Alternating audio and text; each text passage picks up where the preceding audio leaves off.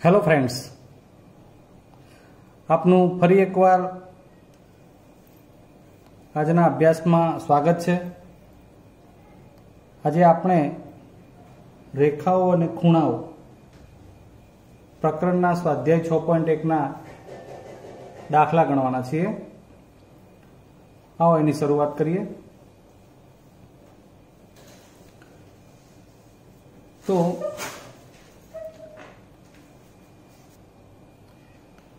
मित्रों, ये आकृति में आपने AB અને CD બે રેખાઓ O बिंदु में छेदे छे एवं आपेलू छे। खूणा BOD नु माप, खूणो BOD એટલે કે BOD 40 अंश છે तथा AOC અને BOE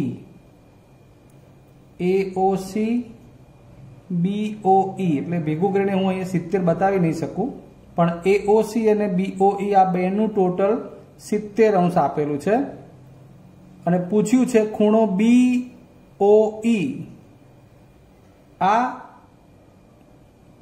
અને ખૂણો COE એટલે આ ખૂણો શોધવાનો છે। ચાલો હવે આપણે એની શરૂઆત કરીએ। જો બધું જ બધી બાબતો એ નિયમો આધારિત છે। અભિકોણ, રૈખિક જોડના ખૂણા, બરાબર છે, અંતઃયુગ્મ કોણ, જે કોઈ પણ આપણે આગળ થિયરી ભણી ગયા એને આધારિત આપણે આમાં દાખલા ગણવાના છે। आओ त्यारे हमने लखवानी शुरुआत करिए।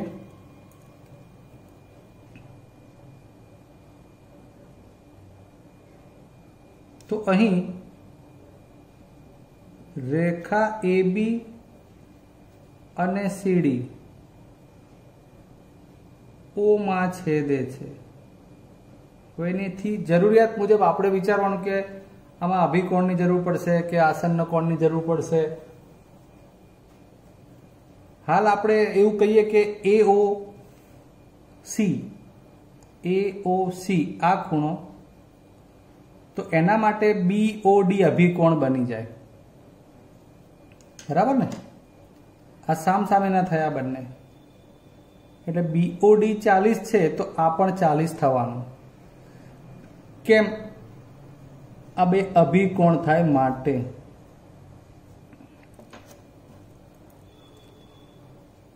એટલે ખૂણો AOC બરાબર ખૂણો BOD અભિકોણો છે।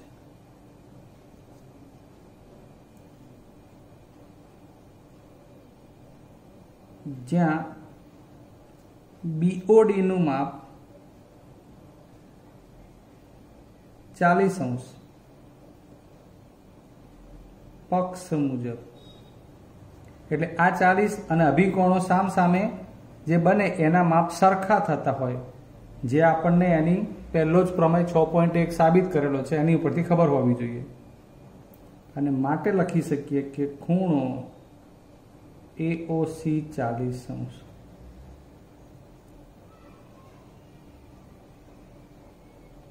અભિકોણો સમાન હોય,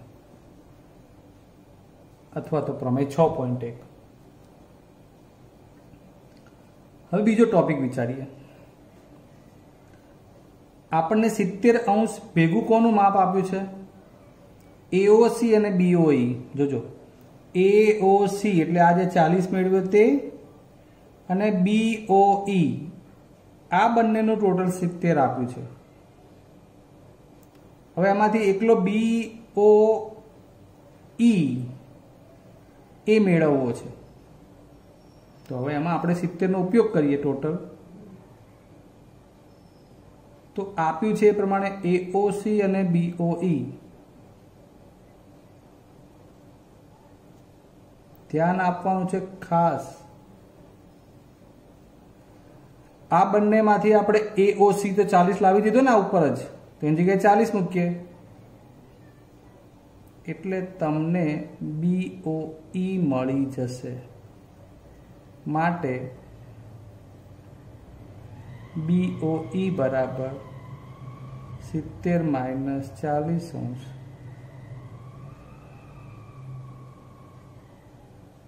30. બે માપ, એક AOC મળ્યું, એક BOE મળ્યું, જે આપણને પૂછેલું છે. આ BOE 30 આવી ગયું. હવે પૂછ્યું છે વિપરીત કોણ COE. COE એટલે અહીંથી માંડી આમ વિચારવાનું, આમ. આ વિપરીત કોણ થાય, જેમાં AOC અને BOE, આ રહ્યો AOC, આ BOE, આ બેનું ટોટલ એ 70 આપેલું છે. આ કેટલું થાય, એટલે કે રેખા AB ઉપર ખૂણો આ AOB બનતો હોય તો એ સરળ કોણ છે, બરાબર છે. અથવા તમે એ પણ વિચારી શકો, આ COD 180 થાય, પછી આ 40 જાણો છો અને આ 30 જાણો છો, એટલે 180 પછી 40 એટલે 220 અને પાછા 30 એટલે 250. એટલે આખો જે વિપરીત કોણ COD માંગ્યો છે એ બરોબર જોઈ લો. આ જ્યાં હું ઇન્ડિકેટ કરું છું તો એ વિપરીત કોણ COD છે. આ રહ્યો.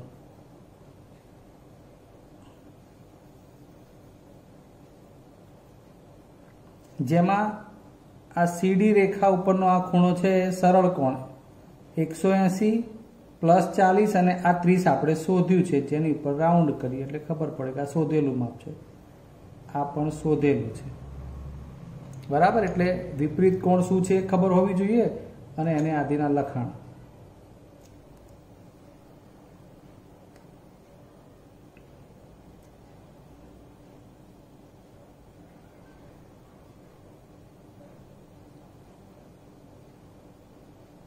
લખીએ ત્યારે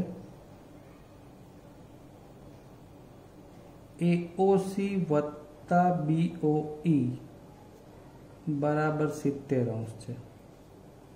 જ્યાં AOC અને BOD એ તો 40-40 છે જ, એટલે આપણે અહીં BOD અને AOC ની જગ્યાએ લખીએ.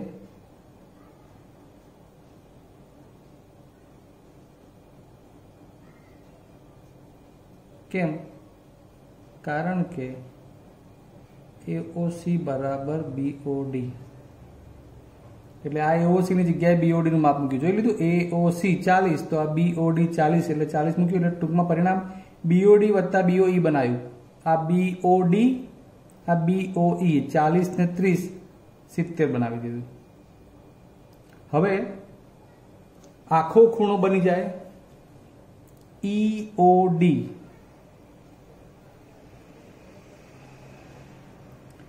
માટે આ બે ભેગા કરીએ BOD વત્તા BOE એટલે ખૂણો બની જાય EOC બરાબર 70° આસન્ન કોણો. ખ્યાલ આવી ગયો? ફરી વાર આ 40 હતું એટલે આ 40 બતાવ્યું અને એને કારણે આ 40 વત્તા 30 ભેગું કર્યું એટલે આ આખું બની ગયું EOD નોટ C. આ બંનેનું ટોટલ થઈ ગયું 40 વત્તા 30 70 અને આ બંને આસન્ન કોણ એટલે મોટો ખૂણો થઈ ગયો EOD. એટલે આપણે હવે આકૃતિમાં ફરી વાર ઇન્ડિકેટ કરું તો આ EOD આટલો ભાગ 70 આવી ગયો અને આ 180 હવે એને એડ કરી દઈએ એટલે કે ખૂણો COD સરળ કોણ 180 છે.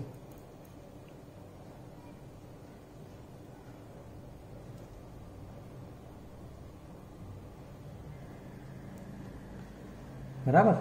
હવે વિપરીત કોણ કરીને લખીએ.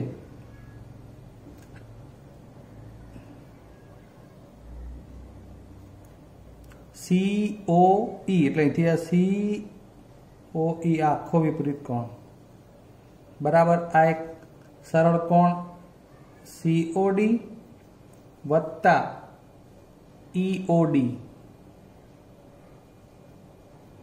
જ્યાં COD સરળ કોણ 180 અને આ 70 250 વિપરીત કોણ COE બરાબર. ક્લિયર? એટલે આટલી ધીરજથી આપણે બહુ જ બધા જ કન્સેપ્ટ વધારે પુનરાવર્તિત કરતા જઈએ છીએ અને દાખલો ગણીએ છીએ.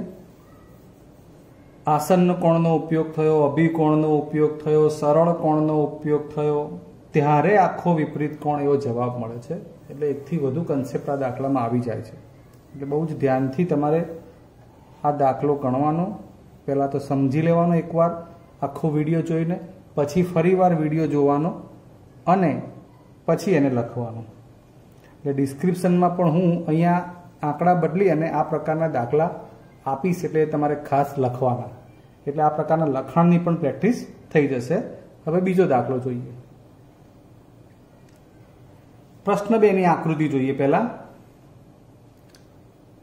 રેખા XY, રેખા MN. આ બંને રેખા આ O બિંદુમાં છેદે છે અહીંયા, જ્યાં તમને ખૂણો POY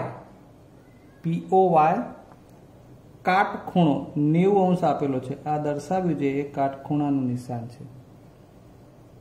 A/B, આ A અને B નું પ્રમાણ 2/3 છે. 2 અને 3 નહીં, એ પ્રમાણ છે. માનો કે એ પ્રમાણમાં 30 હોય તો 30 × 60, 30 × 90 થતું હોય એવી રીતે. અને આ ખૂણો C શોધવાનો છે. C એટલે આ ભાગ અને આ એટલે XON આ શોધવાનો થયો. આ A અને B નું પ્રમાણ આપ્યું છે, આ A નું પ્રમાણ અને આ B નું પ્રમાણ ભેગું કરો એટલે 2/3 થતું. નાઉ સ્ટાર્ટ. પહેલા તો આપણે C ખૂણો શોધવો છે, એટલે એના માટે તમે ખૂણો POX અને ખૂણો POY આ બે જુઓ તો તમને આઈડિયા આવી જાય. અને પછી પ્રમાણની આપણે ચર્ચા કરી છે કે આપણી પાસે 3 બાબત તો છે જ. એક આ ભાગ આટલો આ 90 નો છે અને આ 2 પ્રમાણ છે. આ 2 પ્રમાણની પછી વાત કરીએ, પણ પહેલા જુઓ POX અને POY એટલે આ બંને જ વચ્ચેનો આ કિરણ OM ના જોશો. POX POY આ બંનેનું ટોટલ 180 થાય છે. રૈખિક જોડ છે.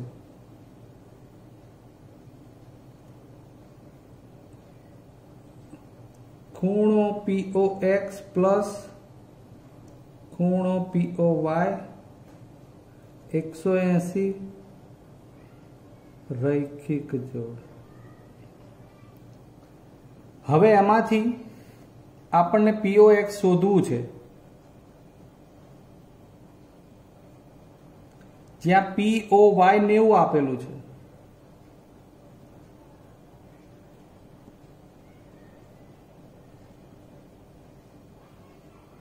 ઓકે, એટલે આ કાટખૂણો તો આ બાજુનો ભાગ પણ કાટખૂણો. હવે એની અંદર આસન્ન કોણ પ્રમાણે 2 ખૂણા બને છે, POM XOM. બરાબર ને? આ બંને ખૂણાનો સરવાળો આના A અને B ના પ્રમાણ પરથી આપણે નક્કી કરીએ. ટોટલ તો થાય 90 જ, કારણ કે આ લાવી દીધું આપણે POX. હવે POX બરાબર આ POX ના 2 ટુકડા કરી નાખીએ, POM વત્તા XOM. આસન્ન કોણ. ઓકે, તો આ બંને ખૂણાનું ટોટલ તો 90 થાય છે, જ્યાં એકનું માપ A અને એકનું બીજાનું માપ B છે. તો એ પ્રમાણે આપણે આ બંનેનું માપ જોઈતું હોય તો 90 ની સામે સરખામણી કરી અને લખવું હોય તો કેવી રીતે મળે એ જોવાનું થાય. એટલે A જેમ B પ્રમાણે આપણે ધારી અને એનો જવાબ લાવી શકીએ એવું જોઈ લઈએ. જુઓ મિત્રો, હવે અહીંયા 2 અને A વત્તા B એવું ના લખાય, કારણ કે A અને B તો પ્રમાણમાં છે. એટલે આપણે એની જગ્યાએ શું લખવું એ વિચારીએ. જુઓ, A જેમ B બરાબર 2:3. હવે આપણે એની સાથે કોઈ પણ એક પ્રમાણ ધારીએ તો માટે જેમ છે એટલે A બરાબર 2m એવું લઈ શકીએ, B બરાબર 3m. એટલે આ POM એમાં A ની જગ્યાએ 2m વત્તા MOX એની જગ્યાએ 3m લખી શકીએ. હવે 3 ને 2 5m અને માટે m બરાબર 90/5 એટલે 18. અને તેથી A બરાબર 2m બરાબર 2 ગુણ્યા 18 એટલે 36 ને B બરાબર 3m 3 ગુણ્યા 18 એટલે 54. સમજી ગયા આટલું કંઈક? જેમ પ્રમાણ હતું એટલે 2 અને 3 ના કહી શકાય, પણ 36 અને 54 એ 90 ના 2/3 ભાગ થઈ ગયા. એટલે આ 36 આ 54 એટલે 90 પણ થઈ જાય, A અને B નું માપ પણ મળી જાય. એટલે તમારે જેમ પ્રમાણ હોય તો આવી રીતે ધારીને લખાય. આમ તો આપણે x ને એવું લઈએ પણ અંદર x છે એટલે આપણે ના લીધું, બરાબર છે. લખાણમાં સ્મોલ m લીધો, કેપિટલ M છે પણ આપણે અહીં સ્મોલ m પ્રમાણ આપણે અલગ પાડવા માટે લીધું. એટલે આ કેવી રીતે લખવાનું હતું એ સમજાવ્યું જેમ પ્રમાણ માટે. એટલે POM એટલે A અને A બરાબર 2m, XOM બરાબર B અને B એટલે 3m. એમ પ્રમાણે આપણને m શોધી કાઢ્યું અને એની m ની કિંમત પાછી મૂકી એટલે A અને B મળ્યું. એટલે આ A મળી ગયો આપણને 36, B મળી ગયું 54, આ છે 90. એટલે આ 180 પ્રમાણે આ ત્રણેયનું માપ થઈ ગયું. ઓકે, હવે આપણને જોઈએ છે ખૂણો C. તો C ખૂણા માટે તમે શું વિચારી શકો? આ B અને C બેનું ટોટલ કેટલું થાય? રૈખિક જોડ છે 180. B એટલે કે XOM વત્તા XON બરાબર 180 રૈખિક જોડ. સમજો પરિવાર, આ XOM એટલે આટલો ભાગ થયો B, XON એટલે આ બાકીનો આ C. એટલે લખીએ આપણે XOM એટલે B, આ C. જ્યાં B 54 છે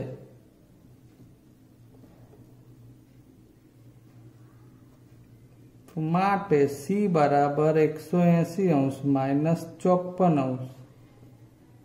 C બરાબર બાદ બાકી કરશો એટલે 10 માંથી 4 જાય તો 6 અને 17 માંથી 5 જાય તો 12. 126° C ખૂણાનું માપ મળી ગયું. કેટલું આવી ગયું? 126°. રાઉન્ડ એવું બતાવે છે કે આ શોધેલું માપ છે. ક્લિયર? ચલો હજુ આપણે એક ગણતરી વાળો ત્રીજા નંબરનો એક્ઝામ્પલ જોઈએ. ચલો હવે એક છઠ્ઠા નંબરનો સીધો પ્રશ્ન લઈશું આપણે. આકૃતિમાં જુઓ તો આ રેખા PX કે YX કહી શકાય.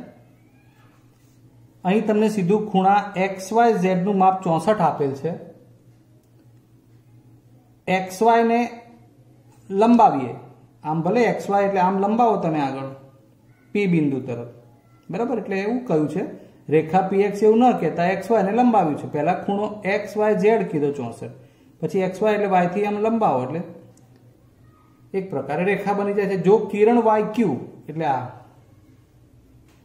વાયક્યુ એ ઝેડ વાય પી એનો દ્વિભાજક હોય, એટલે બે સરખા ભાગ કરતું કિરણ, તો ખૂણો એક્સ વાય ક્યુ એટલે આ આખો ખૂણો, પેન જ્યાં જ્યાં ફરે છે ત્યાં ખબર પડવી જોઈએ, એક્સ વાય ક્યુ એટલે આ,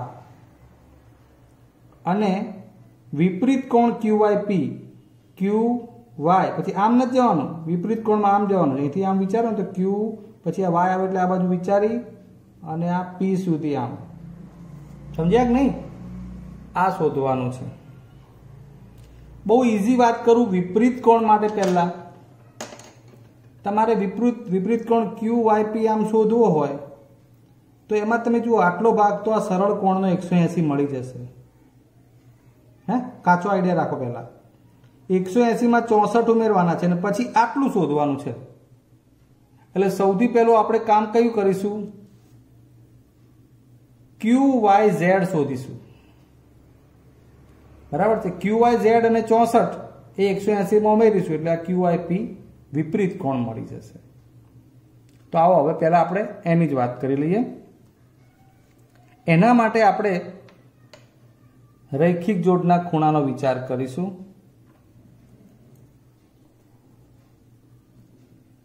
કે ખૂણો એક્સ વાય ઝેડ પ્લસ ખૂણો પી વાય ઝેડ 180 અંશ થાય.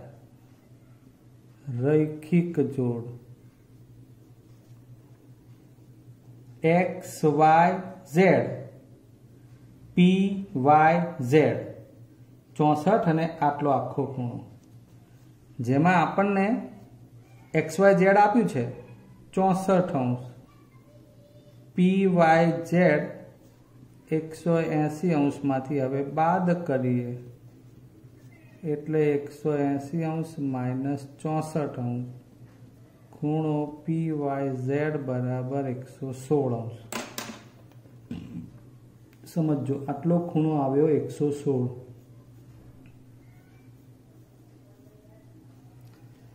ઓકે, હવે દ્વિભાજક વાય ક્યુ એટલે આ કિરણ વાય ક્યુ, ધ્યાન આપજો, વાય ક્યુ કિરણ એ આ આખા ખૂણાનું બે સરખા ભાગમાં વિભાજન કરે એટલે એને દ્વિભાજક કહેવાય. તો સ્વાભાવિક છે કે આખો ખૂણો 116 નો છે તો આ 56 અંશ થશે, આ 56 અંશ થશે. બરાબર? અડધું થવાનું છે માટે મતલબ ખાલી લખવાનું છે કિરણ વાય ક્યુ એ ખૂણા પી વાય ઝેડ નો દ્વિભાજક છે.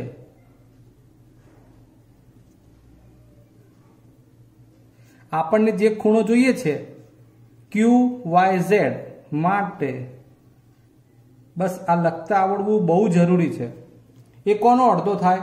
પી વાય ઝેડ નું અડધું, એટલે આપણે લખીએ 1/2 પી વાય ઝેડ. બસ આ ધ્યાનમાં રાખવાનું છે. બરાબર? એટલે કે 116 આની આગળ 1/2 ગુણ્યા 116 કરી દઈએ એટલે 56 અંશ આવી જશે ભાગાકારથી. 116 ભાગ્યા 2 કરી દેવાનું.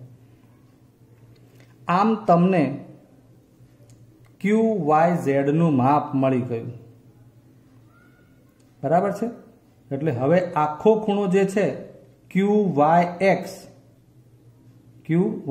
અથવા તો એક્સ વાય ક્યુ, એના માટે આ 56 વાળું અને 64 વાળું માપ એટલે કે આ બે ખૂણા એના આસન્ન કોણ થાય એટલે આપણે એક ટોટલ મારી લઈએ. હવે એક્સ વાય ક્યુ બરાબર X Y Z plus Q Y Z. કેમ? આસન્ન કોણ.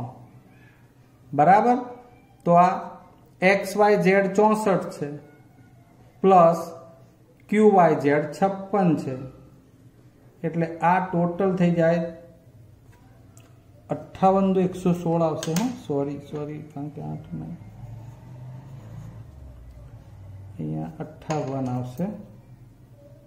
116 છે એટલે આ 58, 64 ને 58, 8 ને 4 12, 5 ને 6 11 ને 1 12. ખૂણો XYQ આ 122 મળી ગયો, જે આપણે એક શોધવાનો હતો. XYQ એટલે એક કામ થઈ ગયું આ 122 નું. હવે આ તો આપણને 180 ખબર છે એટલે આપણે એની જોડે જોડે લઈ લઈશું સરળ કોણ પ્રમાણે. તથા ખૂણો PYX અથવા XYP બરાબર 180°. કેમ? સરળ કોણ છે. બસ ત્યારે હવે વિપરીત કોણની વાત કરવી છે. માટે વિપરીત કોણ QYZ, ધ્યાન આપજો, હું પેન્સિલથી મોટું જ રાઉન્ડ કરીશ. હવે Q થી શરૂ કર્યું ને એટલે આ QYZ આખું વિપરીત કોણ થયો. QYZ પ્રમાણે આ Q પછી આ Y, સોરી વિપરીત કોણ આવશે QYP. QYP એટલે એ QYP કે જે XYQ એટલે આ 58 64 એટલે 122 અને આ XYP સરળ કોણ 180 નું ટોટલ થશે. એટલે માગ્યો છે એ પ્રમાણે વિપરીત કોણ QYP બરાબર XYQ પ્લસ XYP 122°, 180°. 2 અને 8 ને 2 10 ની 0 વધી 1 302° જવાબ થયો. ક્લિયર? તો આજે આપણે આ 3 આંકડાકીય ગણતરીના દાખલા જોયા છે. એટલે આ વિડીયો લેસનમાં આપણે આટલા દાખલા જોયા છે અને આ જ પ્રકારના દાખલા હું તમને ડિસ્ક્રિપ્શનમાં પણ આપીશ. દાખલા શરૂઆતમાં ભૂમિતિનું તમારે આટલું બધું અઘરું કામ પહેલા નથી આવ્યું એ વાત સમજી શકાય તેવી છે. એટલે ચોક્કસથી શાંતિથી આગળ કહ્યું છે એ પ્રમાણે પહેલા સરસ મજાની આખી બાબત સમજવાની વિડીયોથી અને પછી ફરીવાર વિડીયો જોઈને લખતા જવાનું. ત્યારે તમને ડિસ્ક્રિપ્શનમાં અથવા તો અન્ય સામાયિકમાંથી તમારે દાખલા ગણવાના હોય છે એ આવડશે. ચાલો આવતા વિડીયો મળીશું, ત્યાં સુધી રજા લઈએ. જય હિન્દ.